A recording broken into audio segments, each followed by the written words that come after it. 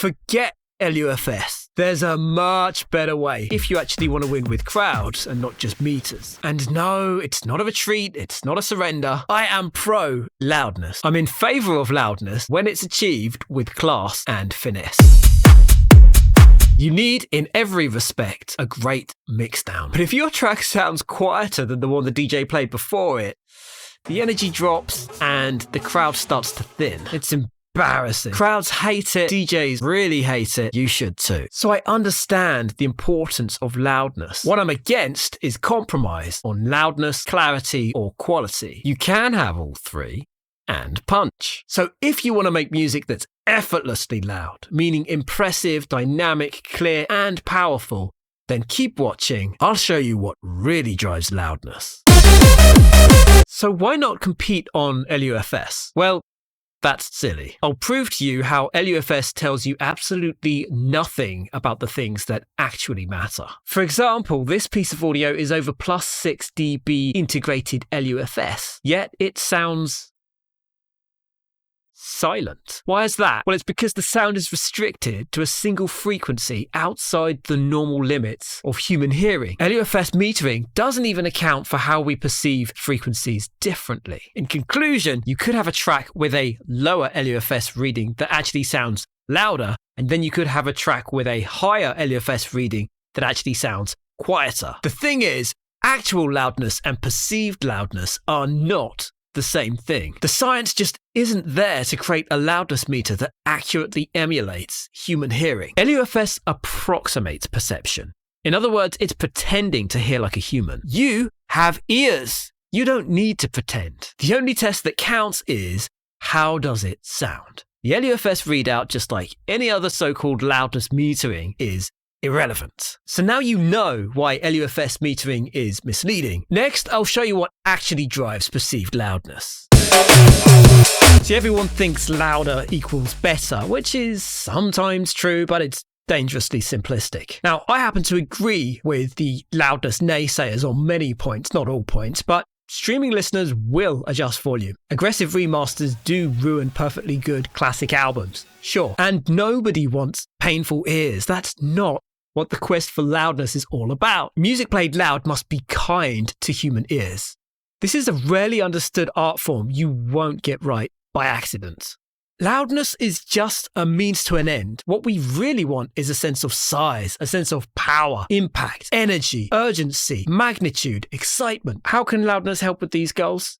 Crowds want to feel the music. It's physical connection to the music. By the way, mid and high frequencies can't do that. Excessively loud mid and high frequencies are just painful. Nobody wants that. Since mid and highs turn painful fast, you can't win there. You've got to hit crowds where they can feel it. So if you want to be competitive, it's all about the sub-bass, baby. Competing on sub-bass power is the only thing that really matters. Then it's not just loudness for the sake of loudness. When you feel it in your body physically, it drives crowds to dance. That is the key. Yes, it really matters. In fact, there is no mixdown trait more consequential than how well the bass carries across. Anyway, part of my reasoning is you can't measure perception with tools, but you can measure sub-bass power. I'll show you what I mean. Look at these examples measuring reference tracks with Voxengo Span. Now, spectrum analyzers are not perfectly accurate, but the settings I'm using here are certainly accurate enough for our purposes.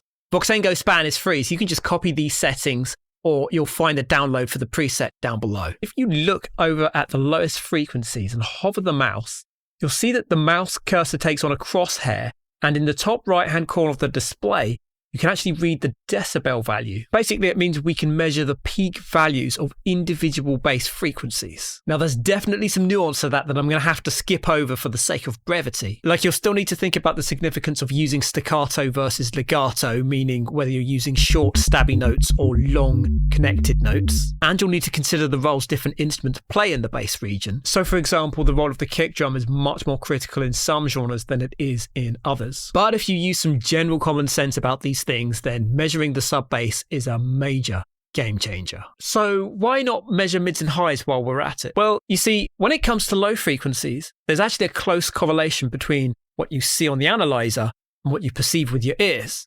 But the same cannot be said for mid and high frequencies.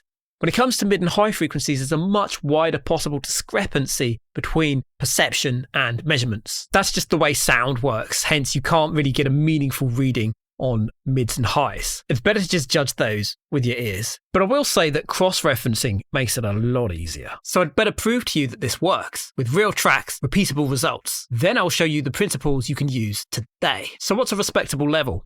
Well, in reality, anything hitting consistently above about -6 decibels could be considered a professional level, although not the highest bar. Anything hitting about -3 decibels consistently is firmly in the elite tier. So after untold years of trial and error, I've come up with a formula I call the clear mix method, the repeatable system to achieve supreme loudness without giving up punch, clarity, or quality. Have a look at these ridiculous bass levels. This one is a main stage techno track. I've just put this together as an example for instructional purposes.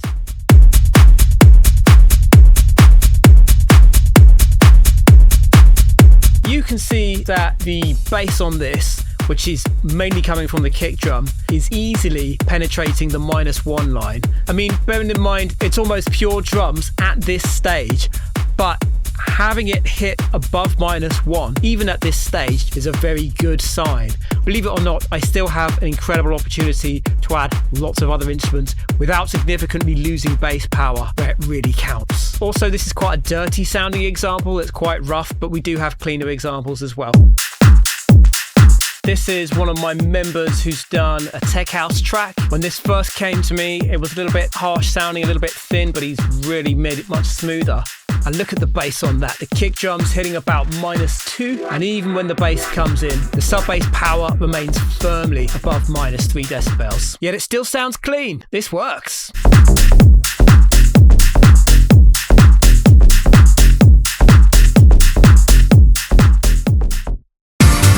My latest single with my friend DJ Vibes. I include this really to show you don't have to go to the absolute extreme levels with the sub bass. The sub bass on this one is about -4, and not even that particularly consistently.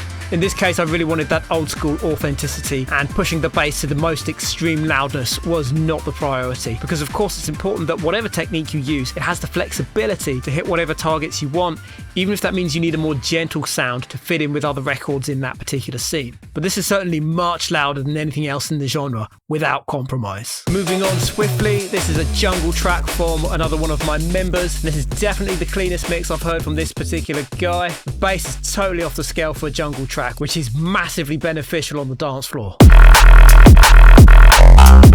Right, this one's another one of my members, and he's really happy because he's got this Jump Up EP coming out in November. Following my instructions, he's managed to get his sub bass over 0.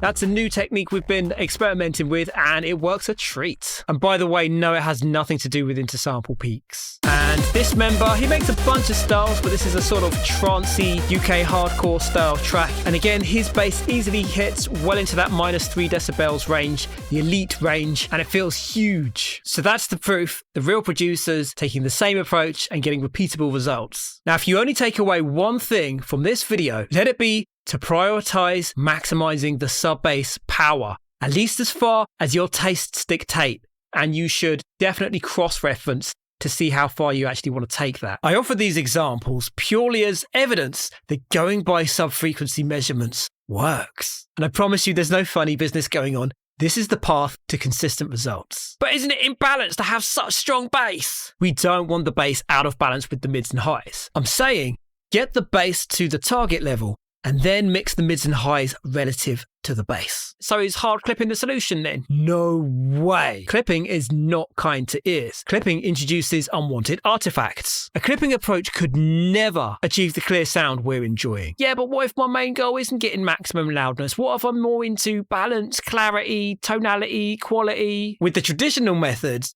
loudness and clarity are sort of like enemies on a seesaw. You push one up, it compromises the other. But with the methods I teach the guys in my membership, loudness and clarity work in tandem. They support each other. I present it in terms of loudness because that's what people typically ask for. But The clear mix method is not a system where everything else is compromised just for the sake of loudness. The way we do things, the loudness is more of a happy byproduct. How? Well, it's because the loudness is a natural consequence of extreme headroom optimization, which is exactly what makes for a clear, balanced, quality sounding mix. It's all about crafting a highly compelling mix down, perceived as dynamic and open with sweet high frequencies, punchy drums and all the rest of it. By the way, loudness is never a disadvantage, even with level matching technology like on streaming platforms or whatever, as long as you don't sacrifice other desirable traits in order to achieve that loudness. Well, what about your mastering then? Does the sub-bass power stay even after the mastering? Well, that's a challenge associated with the traditional way of doing things. It's beyond the scope of this video, of course, but we definitely have ways to keep that power intact. Let's just say it's about leveraging upstream decisions. The bottom line is, we don't rely on mastering to achieve loudness. That's never been optimal. Yeah, but if you don't measure LUFS, how do you really know? Compare your mix down against the best reference tracks you can find. Just measure the sub-frequencies using my span preset and use your ears to judge the mids and high frequencies. That will put you on the right path. You can take this and run with it. That alone will move your mix downs forward. My coaching membership service can't accommodate everyone. It's really just for people who want a repeatable system and a feedback loop and to shortcut the trial and error. Either way, you leave this video with something you can use today. So imagine dropping your next track in the club and feeling the room physically move. I'm telling you, it's such a buzz, and you don't get there by crushing your master just to hit an arbitrary LUFS target. If you succeed, it'll be because your sub is engineered to carry the weight while your mids and highs stay sweet, open, and detailed. Why do people struggle to achieve loudness? Well, it's because they've been sold downstream solutions.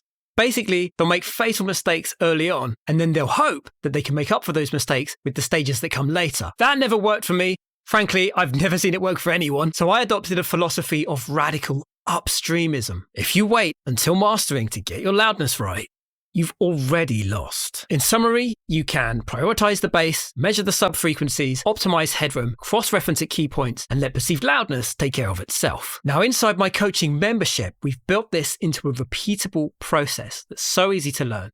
That's why my members' tracks not only look better on a meter, but they also hit harder in the clubs, translate across streaming platforms, and they actually get noticed. Now, if that sounds like something that can help your music, you don't need to be advanced already, you don't need to be super wealthy, you don't need loads of time, you just need, I'd say, a minimum of about 8 hours per month and an open mind to some radically different techniques to what you would have heard elsewhere. Now, I'm not claiming I can magic away the learning curve, but we can dramatically shift the quality of your music in the first 90 days. You'll find the link down below, but you do need to be quick. I run a very small cohort in order to keep coaching standards sky high, and at the time of publishing, the number of available seats is in the single digits. So if you want your bass engineered to move the room, mids and highs that stay detailed and sweet, and a mix down that competes with the elites, you know what to do. Link below. Oh, and by the way, it's not just mix down stuff. We also cover sound design, production, MIDI programming, creativity, basically the full stack, but from the perspective of getting things right